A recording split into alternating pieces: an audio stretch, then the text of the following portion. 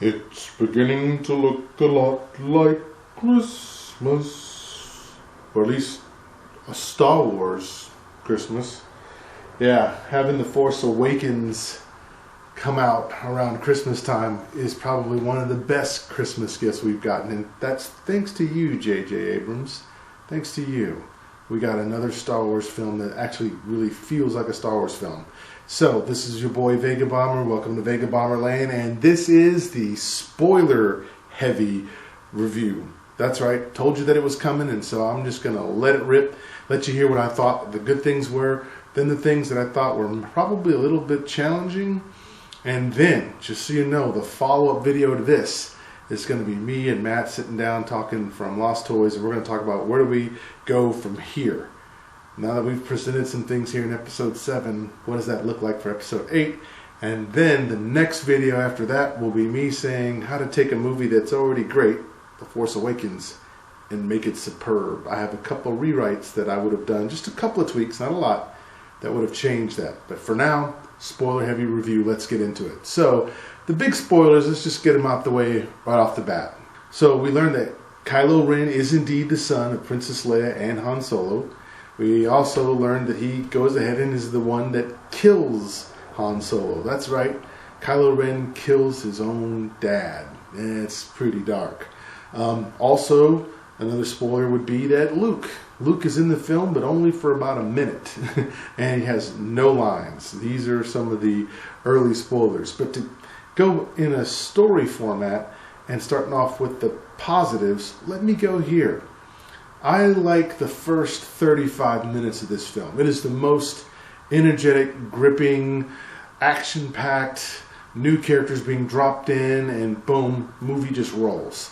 I really like the part where Kylo Ren just steps out, and there's a part where Poe Dameron tries to fire a blast at him, and Kylo Ren just goes, and he force freezes that thing. Now, that's what I'm talking about. You would think that all these years of seeing the Force in these movies, that it would get better than just doing Force lightning or Force choking or just Force grabbing something and maybe even Force running as it was in The Phantom Menace.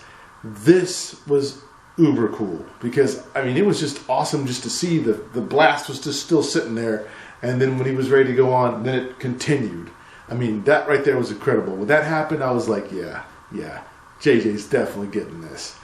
I also liked the camaraderie between Poe and Finn. I thought that was pretty cool. I mean, Finn decides that he doesn't want to be a stormtrooper anymore, so he wants to defect. So he goes ahead and takes the captive Poe Dameron and says, hey, you and I, let's just make a break for it. And so it works out because Poe is an awesome pilot, and Finn, well, he's kind of not really good at anything, really. He's just good at breathing heavy. Water. That's my impersonation of John Boyega, who, by the way, I love John Boyega. I love his acting in this movie. I just think from a character standpoint, well, we'll get to that later. So anyways, the camaraderie between Poe and Finn was awesome. I love when Poe just said, you know what? What's your name? And he said FN2187. He goes, I'm not going to call you that. FN28. You know what? I'm going to call you Finn. And he was like, yeah, I like that. And it was cool to see these guys kind of get that thing started, that camaraderie, that real, bros do. Yeah, dig that. So, what else? Moving along, from the positive standpoint, I also just liked the way that the movie introduced the Millennium Falcon. That was really cool. It was a very clever way that they're running to one ship that gets shot up. So they end up. So I think Daisy Ridley ends up saying, well, let's just take the garbage then, or the garbage will do. Right? And so it ends up, that's the Millennium Falcon. I also liked how they brought in Han and Chewie for the first time. Same thing. They get pulled into a tractor beam. They don't know who it is. The first thing you think it is that it's the First Order. But no, it's Han and Chewie. And then just the story of this Han and Chewie kind of interacting with the next generation. It was just cool when they just said BB-8 is carrying a map. It's on the map, is the way to find Luke Skywalker. That's awesome. And so then just to see Han, and here's the first piece of some really good acting where Han kind of regales, yeah, I remember Luke, I know him. And it kind of is reminiscent of when Ben Kenobi's talking about Anakin Skywalker to Luke. You know, it's this nice, fond feeling, and so he remembers that. And so, man, just Han was just tearing it up. And also, the humor. Love the humor. Han Solo and Chewie were funny throughout the whole thing. And I love that because there was good tension. They didn't ruin the good tension, but it was funny. It's like I loved it when Han was saying, no, when have I ever not kept my word? And the one faction of guys said once, and the other faction of guys said twice. And then he looked at Chewie like, really? And Chewie was like, well, yeah, it's kind of true. And he was like, well, I don't remember that, you know. So it was just the moments of just that humor, the way they put that in, and that was great. I love that. And then I guess in terms of Kylo Ren, the way he would try to torture people, he just knew how to use the mind meld on people. He knew how to do the Jedi mind trick on people. I thought just watching him, and just when he walked, he had really heavy feet, and it almost seemed like that again was just the burden that he's carrying around, this weight. And I love the scene where he's just talking to the Darth Vader helmet, saying, "Hey, grandfather." Which, here's what's interesting about this twist, right? Because in the episode 4, 5, and 6, it's all about Luke learning and staying away from the dark side. And this one is all about Adam Driver's character, Kylo Ren, trying to not let in the light side. So I love that twist to where, yeah, if you're trying to be evil, yet there's still good in you, that would be a problem also. So I thought that was a really good twist, where he's sitting down just talking to this Vader helmet as an obsessed fanboy saying, you know, Snoke can sense it in me. Help me, grandfather, so that I can, you know, finish what you started. So pretty cool, pretty cool. Was definitely digging Kylo Ren. And definitely Adam Driver's portrayal of it when he had the helmet on and the helmet off. When he was trying to trying to do the Jedi mind trick to Rey, that was pretty cool how he was setting that up, and how he said that, oh, I see that you think that Han Solo, you know, is like a father to you. Well, he would have disappointed you. I mean, just these little stabs you could see where Kylo is just, you know, he just doesn't care for Han at all. Han just misled him or did something or abandoned him or something. But that's what hopefully we'll get in episode 8. We'll find out more about that, because there's a lot of things about this. What else did I love? I did like some of the First Order stormtroopers, especially the one that had the riot gear. That I forget what they call that particular sword thing that he could use, and it's obviously to use against force wielders. So people who can wield lightsabers, they had something. So I thought that was cool, because that would make sense. If this is 30 years after Return of the Jedi, after seeing some people with lightsabers, you would seem like that would make sense. You would come up with a tool or a weapon that could kind of, you know, combat the lightsaber. So I thought that was pretty cool.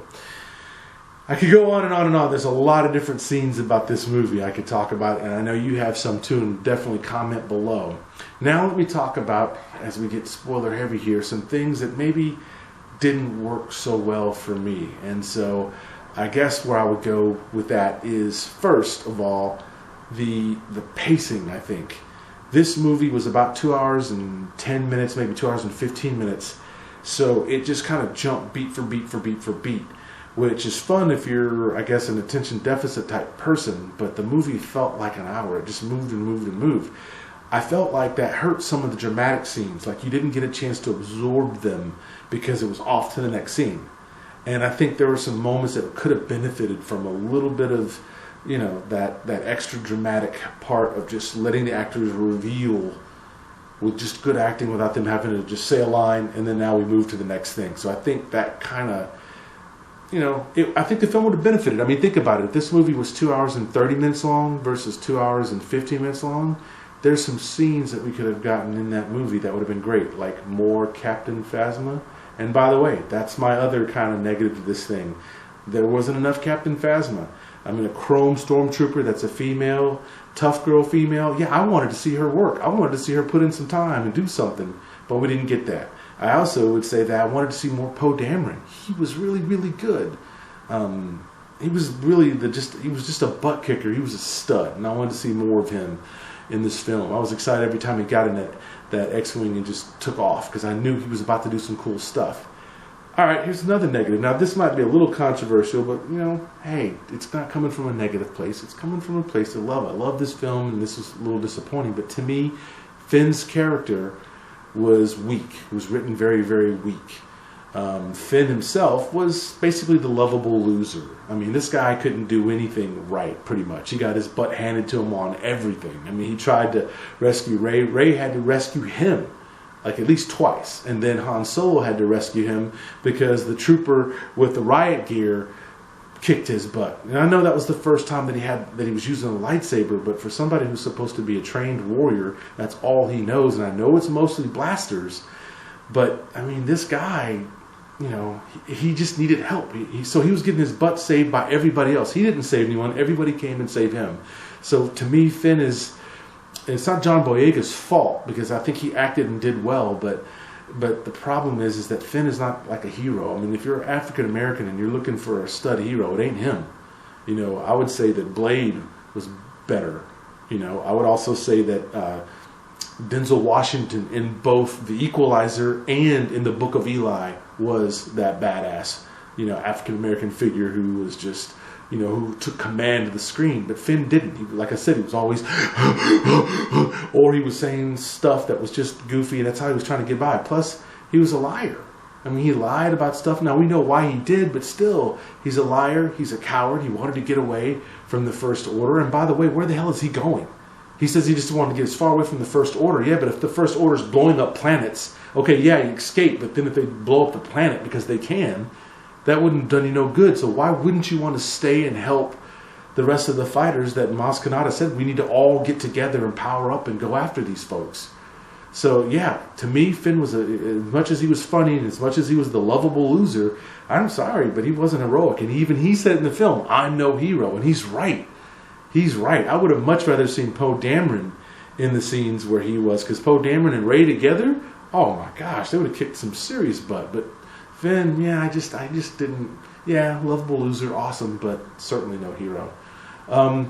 I would say also that in terms of Rey, I love that she was strong and she was a fighter. I love seeing that. That's cool. We always see movies where it's, especially if it's a horror movie, you know, where the couple is running from the monster and the girl always has to fall down and get hurt and the guy always has to come back and get her. Not the case with Daisy Ridley. So she was a good, strong female character. The only reason why I bring her up now is I feel like the way she just picked up the Force so fast and was able to be as effective as she was, I just didn't buy that. I mean, because in a way, I mean, think about it. She's a badass pilot. She's a badass mechanic, badass scavenger, badass fighter. And now, without little training at all, she can be this great Force person. I mean, she's almost Superman at that point, overpowered. I mean, if she's this good now, what is she going to be like when she gets trained? There better be somebody out there that can offer her something, because at this point, she seems really super powered. So it's not that she has powers, I'm cool with that. It's just I felt like it seemed a little quick that she could get that. And again, this probably goes to my point about letting the movie develop and get some dramatic pieces to it that would give it more weight, where we believe it more. But I didn't believe that she could just do that already so far, so fast, so quickly, even though the movie kind of wanted to beat you over the head that she was really, really good at everything. I mean, practically she knew how to take care of the Millennium Falcon just as well as Han. And I mean, that's just, I don't know, at some point it was almost like they really wanted to beat that over your head that she was good. And it was kind of like, I got it.